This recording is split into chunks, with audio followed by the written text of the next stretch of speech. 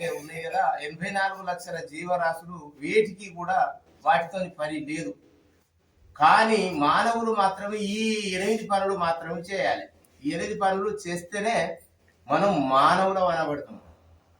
ఆ పరమాత్మను తెలుసుకునేందుకు యోగ్యత కుదురుతుంది. ఈ 8 మెట్లు ఎక్కువడానికి ఉదాహరణకు ఈ 8 మెట్లు ఎక్కుతేనే మనం మానవుల లెక్క తయారైతామంట. అవి 8 ధ్యానం, సమాధి. ఈ 8 అష్టాంగ యోగం అంటూ ప్రతి మానవుడు యోగి అయి పోవన్నట. ఏడికి పోవాలి? పరమాత్మను చేరుకోవాలి. అట్లా యోగి కావాలి. యోగి కావాలంటే మొట్టమొదటి ఏంటిది? యమము అంటే ఏంటిదంటే అందులో 5 అంగాలు ఉంటాయి. యమముల 5 ఏంటి అంటే అహింస, సత్యం, అస్థేయం, అపరిగ్రహం, బ్రహ్మచర్యం. ఈ 5 మొట్టమొదటి ఏంటిది? అహింస అంటే ఎలాంటి హింస లేకుండా మనం బ్రతకాలి, హింస చేయకుండా ఉండాలి. అది 3 రకాలు ఉంటుంది. ఆ హింస కూడా 3 రకాలు ఏంటిది అంటే శారీరకంగా, మానసికంగా, వాక్కుతోని కానీ ఈ 3 రకాలుగా హింసించవచ్చు. ఎవరినైనా, ఏ జీవినైనా హింసలు 3 రకాలుగా చేయొచ్చు. ఎట్లా చేయొచ్చు అంటే మానసికంగా మనం ఏం చేస్తామంటే మనకు చేత కాకపోతే శారీరకంగా ఒకరిని కొట్టేందుకు దమ్ము లేదు, నీకు కోపం వచ్చిన వాళ్ళు ఏం చేస్తారంటే వాళ్ళకు బలం ఉండేది ఉంటే పోయి 1-2 పెట్టు పెడతారు బలంగా ఉన్నోళ్ళు. వీనికి బలం లేకపోతే ఏం చేస్తారు అంటే వీడు దూరం నుండి బాగా వానికి ద్రోహ చింతన చేసుకుంటూ కూర్చుంటాడు. వాడి ఇల్లు కూలిపోతే మంచిగా ఉండు, వాడి ఇల్లు కాలిపోతే వాడు బడి మీద పోతాడు కదా, వాడు బడి సత్తే మంచిగా ఉండని ఇట్లా వాడు ఆలోచన చేస్తాడు. ఏమో బాగా ఆలోచన చేస్తానంటే ఏం లేదు అయ్యా నీ జోలికి వస్తాను అని అంటాడు. లోపల మాత్రం వాని కొరకే చేస్తా అంటాడు, తపస్సు చేసినాడు. అట్లా మానసికంగా చేస్తాడు. ఇక శారీరకంగా ఉన్నాడు 2 పెట్టు పెడతాడు, వానికి ఏం మాట్లాడరాదు. ఇక కొంచెం మాట వచ్చినోడు ఏం చేస్తాడు, వానికంటే కొంచెం దూరాన్ని నిలబడి ఇష్టం వచ్చినట్టు తింటా అంటాడు. వాడి దగ్గరికి వస్తే ఆయన దొరుకుతాడు. అవి అట్లా దీనికి నోరు ఉన్నది కాబట్టి ఇట్లా వాపుతుంది, ఎలా ఉంచుకుంటా అంటాడు. ఇట్లా హింసిస్తా అంటాడు అన్నాడు. అట్లా మనం ఈ 3 రకాలుగా ఎప్పుడు కానీ హింస ఏ ప్రాణికి కానీ ఏ సమయంలో కానీ మనకు మన స్వార్థం కొరకు హింస చేయద్దు అసలు. అవి అట్లా ప్రాణహింస చేయకుండా కానీ, ప్రాణహింస ఒకటే కాదు మాటలతోటి కానీ మనస్సుతోటి కానీ ఇట్లా హింస చేయకుండా మనం ఉండాలి. ఉంటేనే మనకు అది మానవ లక్షణం. పోతే అహింస, సత్యం. అసత్యం కూడా 3 రకాలు ఉంటుంది. సత్యం 3 రకాలు ఎట్లా అంటే మనం మాట్లాడింది, మనసులో అనుకునేది, చేసే పని 3 కలవాలి. 3 కలిస్తేనే అది సత్యం అవుతుంది. ఇక పంచపాండవులు ఎందరు అని అడిగితే మంచం కోల్లోలే అన్నాడట. మంచం కోల్లోలే అంటే ఉపమానం మనకి ఏమనిపిస్తుంది? 4 మంచం కోళ్ళు అంటే 4 ఉంటేనే మనకు కూర్చుంటుంది. అట్లా మంచం కోల్లోలే అని చెప్పి ఏమన్నాడు? మళ్ళీ 3 అన్నాడు. మంచం కోల్లోలే అని 3 అని చెప్పి 2 చూయించి 1 గీసిండట కింద. ఏమైనా సత్యం ఉన్నదా అన్న? మంచం కోల్లోలే అంటే 4 అనుకుంటే ఆ ఉపమానాన్ని చూసి వాడు 3 అనే 2 చూయించే 1 రాసి అది సత్యం అవుతుందా? కాదు. అట్లనే రాజన్న ఏడున్నావు అనేటే ఎలువక కాడ ఆశ్రమంలో ఉన్నా అంటే ఒడిసిపోయా. నేను ఇక్కడనే ఉన్నా చెప్పు ఏంటిది అంటే నేను ఇక్కడనే ఉన్నా, నేను అత్త నీ దగ్గరికి అని వాడాలి. ఎన్ని అబద్ధాలు ఆడాలి దాని కొరకు? 100 ఆడాలి ఒక్కదాని కొరకు. కాబట్టి ఉన్నది ఉన్నట్టు చెప్తే ఒడిసిపోయా కదా. అయితే మనసులో అనుకునేది ఓటాయే, మాట్లాడేది ఓటాయే, చేసేది ఓటాయే. అది సత్యం అవుతుందా? సత్యం కాదు.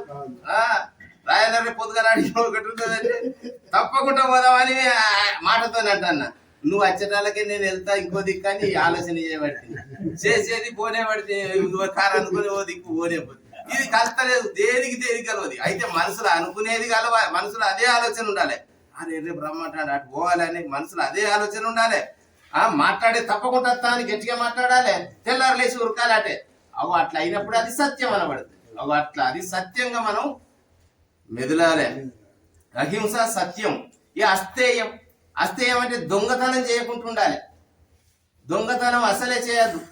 ఆ దొంగతనం కూడా ఇది 3 రకాలుగా ఉంటుంది. మాటలతో కూడా దొంగతనం మాటలు మాట్లాడుతాం, చేతులతో దొంగతనం చేస్తాం. మంచి నమ్మకస్తులని అనుకుంటే నాకైతే నా మీద ఎలాంటి డౌట్ లేదు కదా, మంచివాడిని పేరున్నది నాకు అని చెప్పి అయితే ఆయన లేనప్పుడు జేబులు నొక్కొని పోతే అది పద్ధతి కాదు. అట్లా దొంగతనం చేయకుండా ఉండాలి మనం. అస్థేయం అపరిగ్రహం అంటే ఉన్న దాంట్లో తృప్తిగా బతకాలి. మనం భగవంతుడు చేసిన దానికి తగినట్టు ఫలితాన్ని ఇస్తాడు. ఇవాళ ఒకళ్ళ కైకిరి పోయినాం అనుకో, వాడు పొద్దున్నాక చేయించుకున్నాడు, వాడు ఎగబెట్టిండు. వాడు ఎగబెడితే అసలోడు ఉన్నాడు, వాడు ఎగబెట్టాడు. ఇంకో రూపకంగా నీకు నింపుతాడు లెక్క. కానీ అది మాత్రం నీకు పోదు, చేసిన పని అట్టిగా పోదు. అది ఏ రూపకంగా మళ్ళీ నీ ఇల్లు చేరుతుంది. కాబట్టి మనము సంపాదించుకుంటున్న చూస్తే మంచి ఆనందంగా ఉండాలి. వాళ్ళకి ఇంకా ఎంకరేజ్గా మాట్లాడాలి. మంచిగా చేస్తాను, మంచిగా బతుకు, మంచిగా ఉండాలి నువ్వు అని వాళ్ళ యందు మనకు ఏంటంటే మంచి ఉత్సాహాన్ని తెలియపరచాలి. మంచిగా ఉన్నావు, మంచిగా చేస్తాను అది అని చెప్పి. ఒక చెట్టు పచ్చగా ఉన్నదానికి ఎంతమంది కూర్చుంటామాడ? అట్లా వాళ్ళ దగ్గర అట్లా చెట్టు పచ్చగా ఉంటే నలుగురు కూర్చుంటారు. అట్లనే ధనం సంపాదించేటోడు మన ఊళ్ళో ఉన్నాడు అనుకో, నీతో వాడు మాట్లాడకుండా కూడా ఇంకొకరి ద్వారానే నువ్వు దాఖలా పడినాడు, వాడే పట్టుకొస్తాడు. నేనిస్తాను, నీకెందుకు బాధ, వాటితో నీకు సంబంధం లేదని అంటాడు. అవి అట్లా మనం ఉండగోరితే అది మంచిది. మనకు కూడా భగవంతుడు ఉండగోరుతాడు. అట్లా ఇవన్నీ కానీ వానికి అబ్బారు వాడు బిల్డింగ్ కట్టి నేను 2 అంతస్తులు పోయాలని ఆలోచన చేయదు. ఉన్న దాని లోపల తృప్తిగా ఉండాలి. అది అపరిగ్రహం అంటే ఏంటంటే అన్ని విధాల మన ఇష్టం వచ్చినట్టు సంపాదించద్దు. మనకు ఉన్నది ఎన్నో రకాలుగా ఉన్నాయి మనకు తోవలు. కానీ అది ధర్మము అధర్మాన్ని విచారించి ఏది చేస్తే మంచిది, ఏది చేయకుంటే అదని ఆలోచించి అన్ని మనమే మర్రగట్టద్దు. ఇప్పుడు కాలువ పోతుంది, కాలువ ఇక్కడనే మొత్తానికి మర్రగడితే కిందకి పోతా, మనకు మినిమందం పెట్టుకోవాలి, కడవై వదిలిపెట్టాలి. అట్లనే మనం త్యాగ బుద్ధితోనే మనం వాడుకోవాలి. అది అపరిగ్రహం. మనం ఏదైనా పని చేస్తే చేసినంత మనం తీసుకోవాలి, అట్టుకనే మన సొమ్ము తినదు. అట్లా అది అపరిగ్రహం. ఇక బ్రహ్మచర్యం అంటే ఏంటిదంటే, బ్రహ్మచర్యం 2 రకాలుగా. బ్రహ్మచర్యం అంటే మనం ఎప్పటికీ సంసారం చేసేందుకే రాలే. మనం భార్యను చేసుకొని పిల్లలకు పిల్లలు అయిన వాళ్ళే అయితే వాళ్ళకు తాళం చేయి అప్పచెప్పి లెక్క చెప్పి, అయ్యో ఇక నేను పోతానా, ఏదో బుక్కిడు తిరుగుకుంటా, ఎన్నో అన్నో ఎన్నో 4 ముచ్చట్లు మంచిగా చెప్పుకుంటా, అయితే వాళ్ళకు అంతమంది సార్గం చేసుకుంటా బుక్కిడు తిని భగవంతుని తెలుసుకునేందుకు ప్రయత్నం చేసేందుకు బయటికి బయలుదేరాలి. ఎప్పటికి సంసారం చేసుకుంటే అన్ననే ఉంటే ఇక మనం ధరించం. కాబట్టి మనం ఇక సంసారాన్ని ఆడికి ఫుల్ స్టాప్ చేయాలి. చేసి ఆ వీర్యాన్ని మనం నిర్వీర్యం చేసుకోవద్దు. వీర్యం అంటే ఏంటిదంటే, ఇప్పుడు నువ్విత్తులు సాటర్డేని బట్టి ఇట్ట జల్లడ పట్టు గాడుపు పడితే అందులో నూనె ఉన్న ఇత్తు ఏం చేస్తే గింజ ఇక్కడ పడుతుంది, అందులో సమర్లేంది ఏంది గక్కడ పోయి పడుతుంది, కొట్టుకపోయి. అట్లనే మన లోపల ఉన్న వీర్యాన్ని కాపాడుకుంటే మనం వీర్యవంతం అవుతాం. మన ముఖ వర్చస్సు తేజస్సుగా ఉంటది, నిద్ర రాదు, కంటు మూసుకపోయి ముచ్చడి చెప్తాను. ఇట్లా అనం. ఇక మంచిగా నిటారుగా కూర్చుని మంచిగా వింటాం, విన్నదాన్ని మంచిగా శ్రవణం చేస్తాం, మననం చేస్తాం, దాన్ని ధ్యానం చేస్తాం. అట్లా ఆ బ్రహ్మచర్యాన్ని మనం వీర్యాన్ని కాపాడుకోవాలి. ఇక మళ్ళా పోతే బ్రహ్మచర్యం అంటే ఏంటంటే, ప్రతిరోజు ఆ భగవంతుని గురించి నేను ఎవరిని అని విచారణ చేయాలి. మరి నేను అప్పుడు లేకపోతే మా తాత ఉన్నప్పుడు, మా నాయన ఉన్నప్పుడు అప్పుడు లేకపోతే మళ్ళా ఉండననేది కూడా నాకు తెలుస్తుంది. అప్పుడు లేననేది తెలుస్తుంది. ఈ నడువెట్టున్నా అట్లేనోడు ఇట్లేనోడు నడువెట్టుంటాడు, అటు ఇటు ఉంటేనే ఇది ఉంటుంది. ఈ కొసలేదు మొదలు నడువు ఉన్నది అనేది ఎట్టుంటది. నేను ఎప్పటికీ ఉన్నోనే కానీ ఎట్లా ఉన్నా అనేది అది నేను ఎవరినని విచారణ చేయాలి. అది బ్రహ్మచర్యం. ఆ పరమాత్మని గురించి ఎప్పటికీ ప్రతి నిత్యం మనం అట్లా భావన చేసుకుంటూ దాన్ని ఎప్పటికీ మననం చేసుకోవాలి. అది బ్రహ్మచర్యం. ఈ 5 యమం అంటారు. ఈ 5టిని యమం అని అంటారు. ఈ యమము అయితే ఇవి మరి చేస్తే మనకి ఎట్లా తెలుస్తుంది, ఇవి చేస్తే నాకు ఈ యమములు నాకు సిద్ధించినాయి అనేది ఎట్లా తెలుస్తుంది అని అంటే, మనం అహింస సిద్ధించేది ఉంటే, అహింస మనం కరెక్ట్ గా మన నిజ జీవితం లోపల పాటించినట్లయితే మన దగ్గర ఎలాంటి విరోధం లేకుండా ఉంటారు. ఎవరైనా లొలి పెట్టుకున్నట్టు కూడా మనం పోయిందంటేనే మనల్ని చూసి ఆగుతారు. మంచిగా మాట్లాడుకుంటారు. కాదే ఆయన ఏం మాట్లాడిండు, నేను గిట్ట మాట్లాడితే ఆయన గట్ట మాట్లాడుకో శాంతానికి అక్కడ వైరం అనేది ఉండదు. అట్లా ఎలాంటి వైరం లేకుండా మెదులుతాడు, ప్రశాంతంగా ఉంటది. మనసులు మంచిగా అందరి ఏకీకృతమై మంచిగా మాట్లాడుకుంటాడు. అట్లా మనకు అది సిద్ధించితే మనం అట్లా అహింస సిద్ధించితే హింస చేయకుండా ఉంటే మన మన మన ప్రాంగణం లోపల అట్లా మంచిగా ఉంటారు మనుషులు. అట్లా అది అహింస. ఇక సత్యం మాట్లాడితే ఏమవుతుంది అంటే మన వాక్కు అమోఘం అవుతుంది. ఏది మాట్లాడితే అది సత్యం. ఇక ఇట్లా అవుతుంది అంటే అవుతుంది కదా, అంతే. ఎక్కువ మాట్లాడాడు అటువంటి వాడు, కానీ మాట్లాడింది మాత్రం సత్యం అవుతుంది. అది వాక్కు అమోఘం అయిపోతుంది. అట్లా సత్యం. ఇక అస్తేయం, దొంగతనం చేయకుండా ఉండేది ఉంటే మనకు సంకల్ప సిద్ధి చేత ఎన్నో రత్నాలు సమకూరుతాయి. రేపు ఎట్లనయా ఈ అక్కర ఎట్లా వెళ్తుంది అని నీ దగ్గర ఏం లేకపోయినా కూడా ఎట్లా వెళ్తుంది అని అనుకుంటే చాలు, నీకు అందరూ వాళ్ళే పట్టుకుని వస్తారు, అక్కరలే ఇస్తారు. సర్వరత్నాలు సమకూరుతాయి అన్నట్టు. అవి అట్లా అస్తేయం. అపరిగ్రహం సిద్ధించితే నీకు సంతోషంగా ఉంటావు. ఇక నీకు బాధ అనేది ఉండదు. ఉన్నదాని లోపల తృప్తిగా ఉంటావు. నీకు ఎలాంటి మన ఏంటి ద్వేషం అనేది ఉండదు. ఇక మంచిగా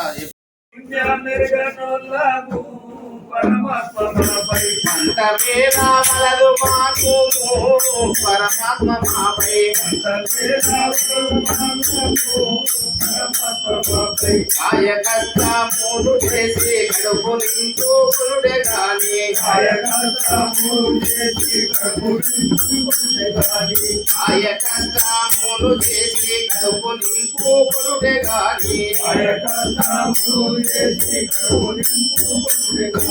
కటకటకలలోన కూడా కాని పనులు చెయ్యలేదు భగవంత మా పాదగనరా. నీకు భావ్యము కాదు పెట్టకురా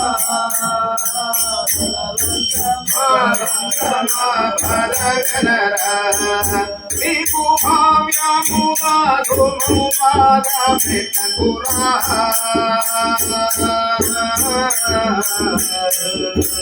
భగవంత మా బాధగనరా. చెట్టు పుట్టాలన్నీ వెలిగాము పరమాత్మ నీకై. పరమాత్మ నీకై పుట్టు కొరకై గుడ్డలెక్కాము పరమాత్మ నీకై. గుడ్డు కొరకై గుడ్డలెక్కాము పరమాత్మ నీకై. దేహమందున నీవు ఉంటే మోహ భ్రాంతితో మరుపు కలిగి. దేహమందున నీవు ఉంటే మోహ భ్రాంతితో మరుపు కలిగి. దేహమందున నీవు ఉంటే మోహ భ్రాంతితో మరుపు కలిగి. దేహమందున నీవు ఉంటే మోహ భ్రాంతితో మరుపు కలిగి. అణువు అణువున నిన్ను వెలకులు ఆగమాను తిరుగుతున్నాం భగవంత మా బాధగనరా. నీకు భావ్యము కాదు బాధ పెట్టకురా. భగవంత మా బాధగనరా. కర్మమేమిలో నిన్ను మరిచాము బ్రతుకంత కూడా. కర్మమేమిలో నిన్ను మరిచాము బ్రతుకంత కూడా. భయము బాధాలతో బ్రతికాము బ్రతుకంత కూడా. భయము బాధాలతో బ్రతికాము బ్రతుకంత కూడా.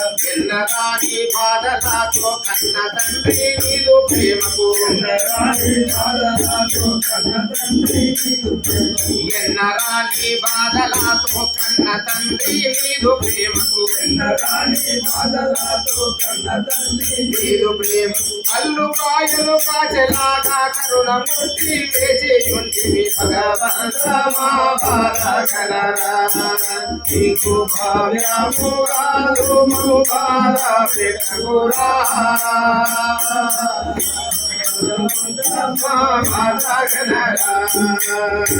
నిన్ను కాదని జన్మమెత్తాము పరమాత్మ నీరు. నిన్ను కాదని జన్మమెత్తాము పరమాత్మ నీరు. కృపకు నోచలి బ్రతుకు మారాము పరమాత్మ నీరు.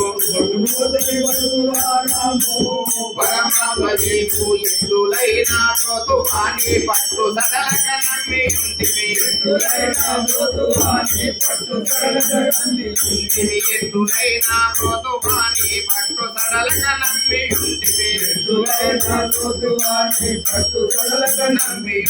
కష్టమన కాయదునా కరిగనంబు చూపస్వామి భగవంత మా బాధకరదా